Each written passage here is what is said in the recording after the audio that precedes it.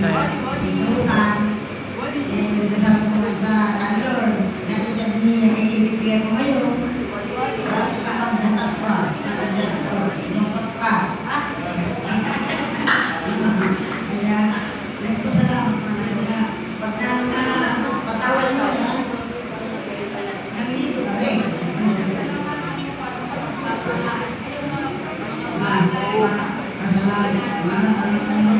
Pasalamat man ako na aming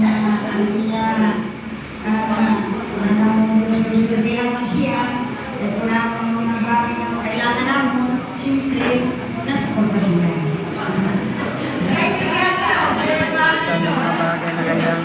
Siya ang mulo si Puti, kami sa mga lahat. Kaya kasi kami, pagkakas ako, kasama man ako.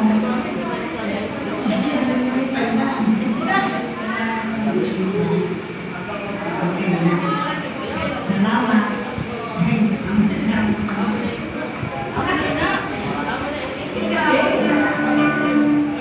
Dalawa sister, nagkaganda ang sister ni Gloria at Susan. Kaya namin yung umarap sa atin lahat. Thank you kay Lord, bigyan niya tayo ng pagkakataon para magkasama-sama. Lalo-lalo na yung pinatapat sa araw. Ang pinamahal na kapatid, Susan, thank you. Thank you kay Lord din sa iyong buhay na patuloy na nagbibigay nagbibigay sa lahat ng mga kaluluwa para makibalik kay Lord. Thank you dahil alam ko na isa yan sa sakripisyo sa mga gawain na pinibigay natin para sa ating Panginoon. So, thank you. Kaninang maaga, hindi ko palang parang hindi pa niya nasin. Kanina madaling araw, ibinati ko na siya sa Facebook. Kaya lang tinignan ko na ngayon, hindi ka pa nasin. Happy birthday! At patuloy po tayo sa paglilingkod sa ating Panginoon. Thank you. Hello. Magandang tanghali po sa ating lahat. Actually, first time ko po dito. Although sa amin, nakakapunta po kayo, Pastor, at mga pinakakaroon po. Una sa lahat, maraming salamat sa kami naging kabahagi ng araw ito ng pagdiriwang kami ng kaarawan, 5 years in the service of the Lord. So, nagpapasalamat po kami. Nagpapasalamat po kabahagi ng aking mga kapatid. Nagpapakita ka sa buhay namin. Actually, ngayon lang ako. Kasi ang lalim. Kanina pa ako nakikinig minsan. Napapaisip-isip ko. Katoliko ako. Katoliko ako. Pero yung lalim ng pananampalataya, hindi ko naman sa inano. Kasi lahat naman ng religion ang galing sa Katoliko. Pero nagsama-sama ito upang maalaw kung nasa ng Panginoon. So kung ano man ang sekta ng religion meron tayo ngayon, yan po ay tungo pa rin sa isa at yan ay ang aming Panginoon Diyos.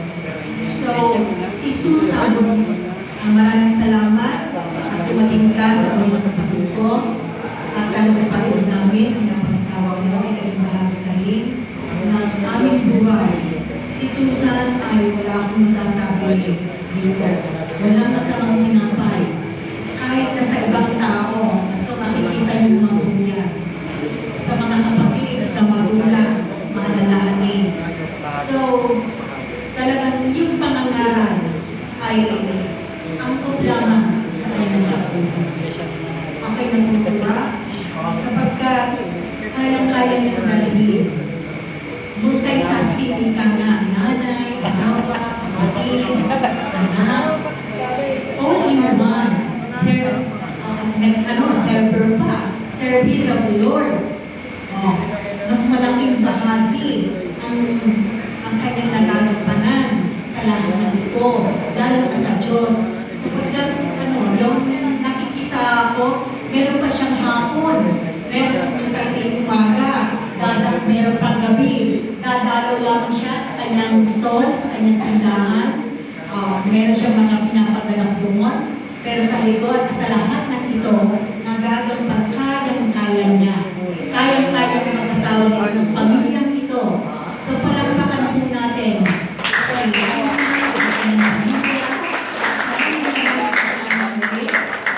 Sa buhay namin, sa buhay ni Robert, and maligayang kaarawan, and sana magkaroon ka ng mahabang buhay tulad ng nanay mo, malagpasan mo pa. Okay? So, maraming salamat po. Salamat.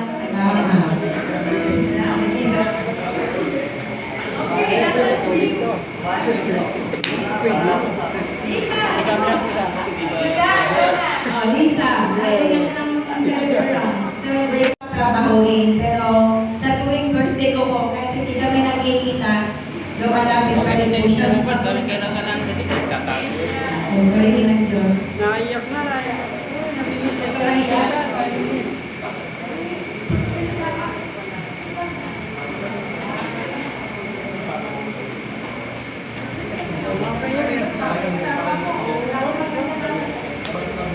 Pagkatuloy ako,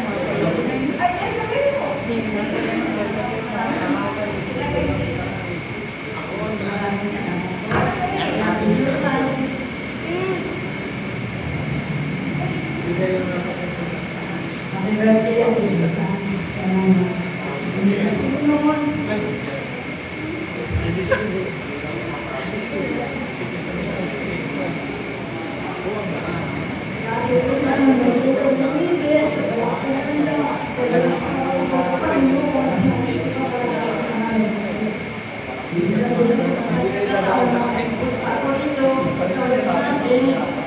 Sinabay ko na lang sa birthday ng children ko. Ako pa ng Webes, birthday ko. Kasi hindi naman talaga pansin. Pero kahit ganun na lang, para ako pa na rin ang simba ko. Maraming salamat po sa birthday natin sa salamat po.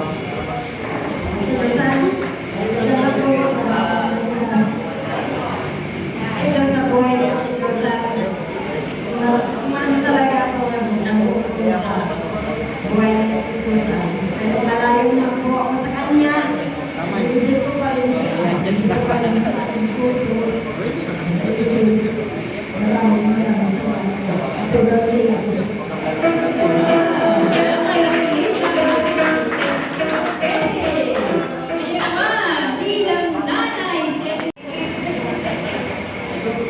Una sa lahat, nagpapasalamat ako sa Panginoon sa araw na ito na kanyang kaarawan na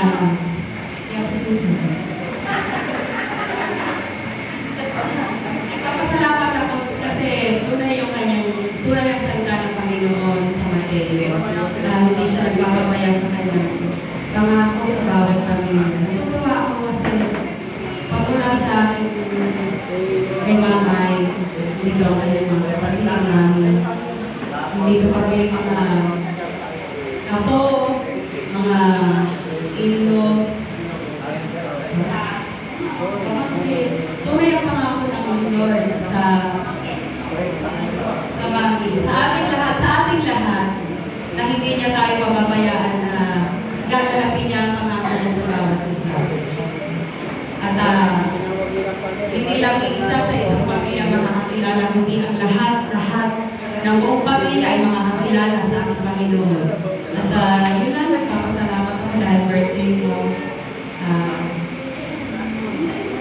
Maging happy ka, maging masaya ka, mas maganda ka pa sa mga darating na taon sa paglilingkod natin sa Lord. At gaganapin natin ito ng buong saya, ng buong gala sa ating puso sa araw-araw. In Jesus' name.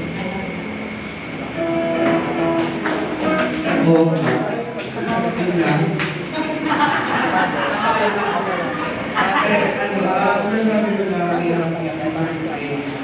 Tapos, sabi nga nila, you're the best mom a child could ever ask for. Parang wala na kaming mahihilig pa na sa inyong lahat.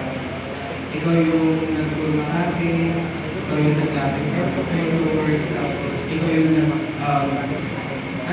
ikaw yung nagtulong sa akin ng lahat ng bagay. And sobrang thankful kami, Lord. Kasi lahat kami tinutulungan mo kahit malayo ka mag-anak o kahit sino, kahit hindi ka mag-anak, tinutulungan mo pa rin talaga.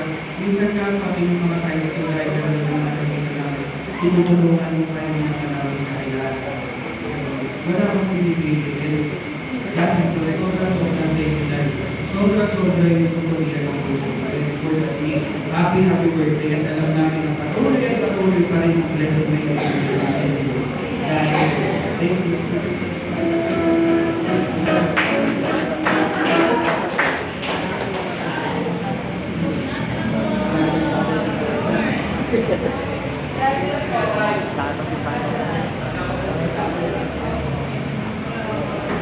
Muna natin ang isang rescue team. Pangalan na po yan. Hello, magandang para po sa ating lahat. Ako'y nagpapasalamat sa Panginoon sobra kasi nakilala ko po dito sa Busan. Siya po yung naglapit sa akin sa Lord. Talagang wala po masasabi dahil hindi pa po siya sa akin na yung pagmamahal niya sa akin. Pagkat po sa aking mga anak, lalo po. Nagpapasalamat po talaga po sobra. Kasi nakilala ko sa mga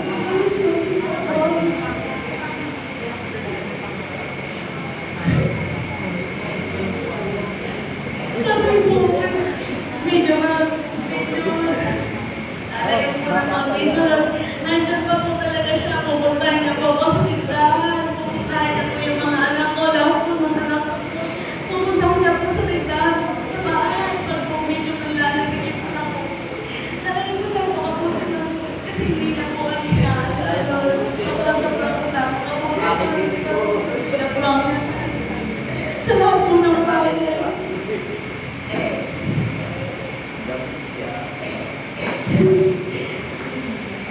Sobrang po, magpapasalamat ko talaga sa kasi nandiyan po.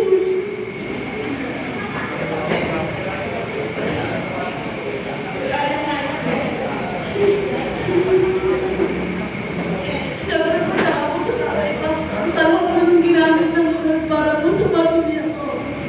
Nalaglapit po sa Lord. Maraming salamat po, Panginoon. Dito po walang pagkakas. Maraming salamat po talaga. Happy birthday, Tita. I love you. Salamat sa buhay. Thank you po.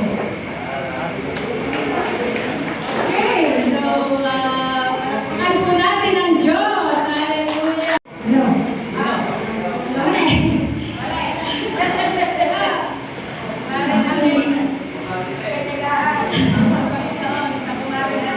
Okay, nagpapasalamat sa Panginoon. Isa rin sana.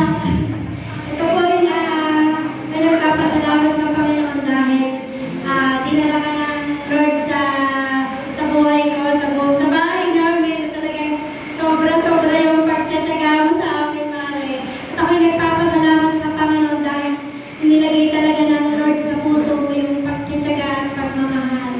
Kaya yun ay naranasan ko na nakakilala ako sa Panginoon dahil ikaw talaga yung ginamit ng Lord sa buhay ko at sa pamilya ko. Kaya ako'y nagpapasalamat sa buhay mo. Salamat na nakikita ko talaga ang puso ng Panginoong Hesus sa iyo. Hindi lamang sa amin, kundi sa napakarami pang tao na laging sinasabi mo nga na ang lahat ng tao ang tingin mo ay anak. Dahil gano'n ang puso ng Lord yun ang nilalagay ng puso sa inyo ng Panginoon. Kaya maraming salamat sa Panginoon sa buhay ng Mare at happy birthday.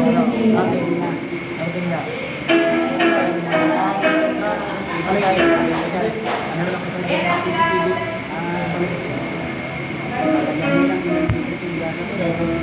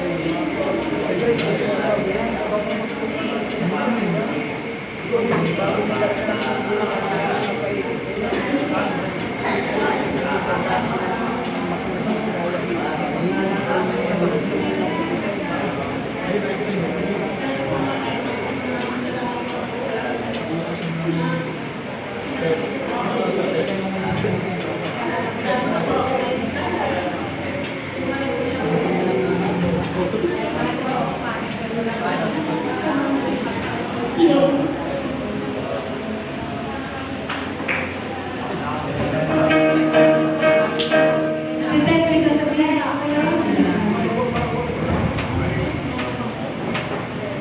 Isa sa happy birthday. Happy birthday at salamat sa pag-araw ng sa amin. Kayong anak ko, kayo ba rin ang kasama ko? Maraming salamat sa inyo lahat. You're welcome sa akin.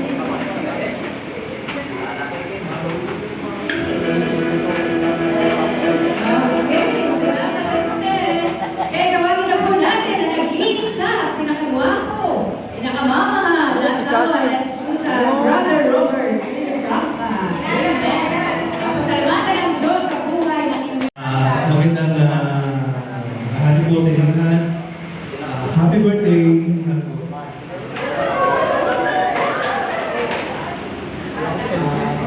Nagkapasalamat po kayo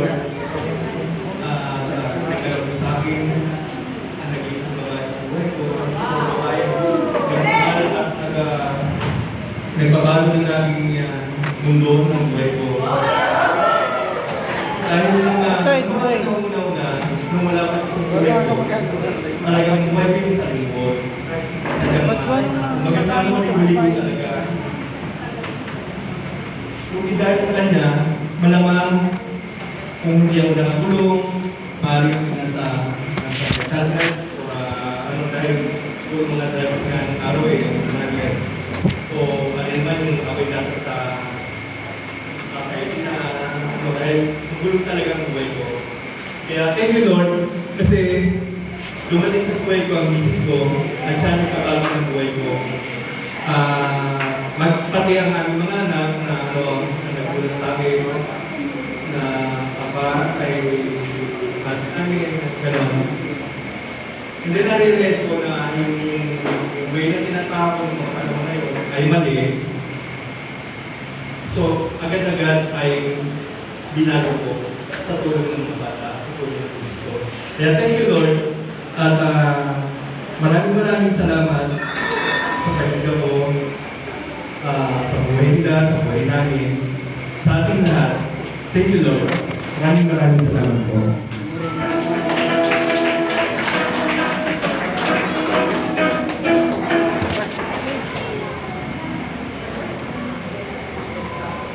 Okay. So,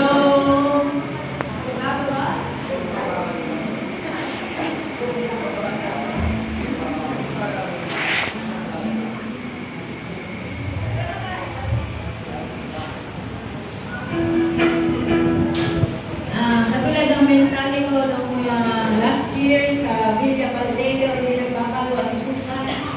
Praise God dahil regalo ka ng Diyos sa amin, regalo ka ng Diyos sa Jesus Savior Foundation Church, regalo ka ng Diyos sa Nasugpo, regalo ka ng Diyos sa buong Pilipinas, regalo ka ng Diyos sa buong mundo. Amen. Salamat sa buhay mo at Susan.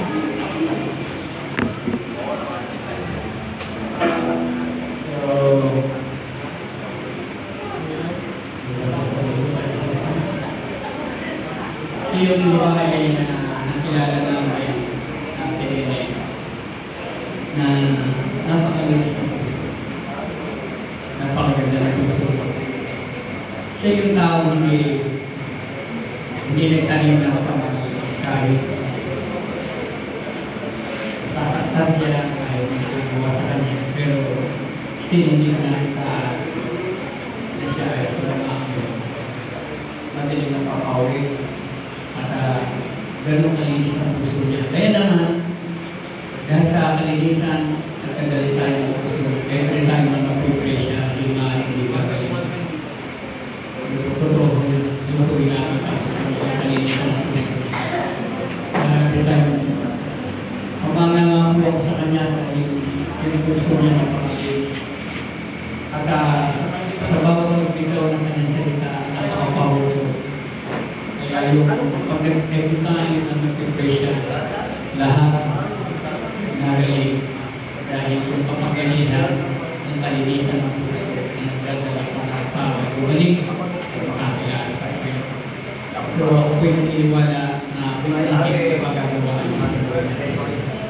Tulad ng sinabi ng sawa ko, siya po ay malaking regalo ng mga Isa na naman.